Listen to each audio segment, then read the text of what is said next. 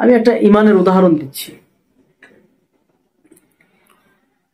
Medina ইউনিভার্সিটির একজন শিক্ষক আব্দুর রাজ্জাক আল বদর, উনি ক্লাস নিচ্ছিলেন।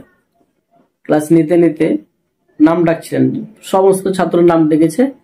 একজন ছাত্র হচ্ছে, ওর নাম হচ্ছে সিয়াম, এই পোস্ট আপনারা দেখবেন হয়তো, নাম হচ্ছে সিয়াম। তো নাম ডাকতে ডাকতে সে উপস্থিত নাই ক্লাসে। তখন উনি একটু কি করে বললেন, নাম সিয়াম, হয়তো সিয়াম রেখে ঘুমিয়ে গেছে। নাম সিয়াম, সিয়াম রেখে হয়তো ঘুমিয়ে গেছে। এতটুকুনি কথা বলা শেষ। তিনি পক্ষান্তরে ভাবলেন, আমি যে ধারণা করলাম এটা তো আমার ভুল হয়ে গেল। সে তো অন্য কাজ করতে পারে, অন্য কাজে ব্যস্ত থাকতে পারে। আমি ধারণা করলাম। তারপরে দিন যখন আবার ক্লাসে এসেছেন ওস্তাদ আব্দুর রাজ্জাক আল বদর, তিনি আবার নাম ডাকছেন। নাম ডাকতে ডাকতে আবার সেই সিয়ামের নাম এসেছে। সিয়াম তখন উপস্থিত।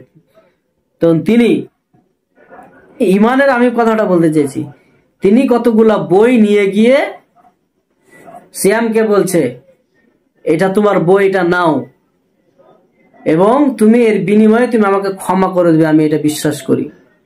বলছেন, ওস্তাদ জি আপনি কেন এরকম ভাষা বলছেন? বলছেন, তুমি কালকে ক্লাসে আসোনি, কিন্তু আমি তোমার ব্যাপারে একটা মন্তব্য করেছিলাম যে হয়তো তুমি ঘুমিয়ে গেছো। মন্তব্যটা কি খারাপ কিছু? হ্যাঁ, মন্তব্যটা কি খারাপ?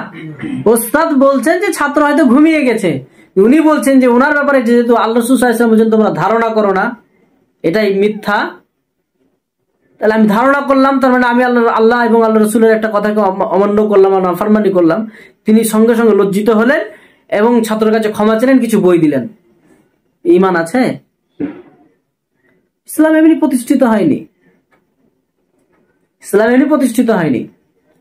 অতএব যার যেখানে যতটুক ক্ষমতা, সে সেখানে ততটুক ঈমানের কাজ করবে, তবে ইসলাম বাঁচবে।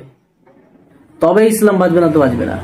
টিকটিকের ক্ষমতা যতটুক ইসলামকে ধ্বংস করার চেষ্টা করেছে, ব্যাঙের যতটুক ক্ষমতা ইসলাম বাঁচানোর জন্য চেষ্টা করেছে। আমি আমার এখানে থেকে যতটুকু ক্ষমতা, আমি ততটুকু ইসলামের পক্ষে কাজ করব। আর আল্লাহি, আল্লাহর কসম, কোন মুসলমানের মাধ্যমে যদি ইমানের বা ইসলামের কোনো ক্ষতি হয়, তাহলে ও মুসলমান একটি কথা। দ্বিতীয় কথা হচ্ছে যে মুসলমান হয়ে ইসলাম বিরোধী কাজ করার জন্য আর একটা আছে, ডবল অপরাধ।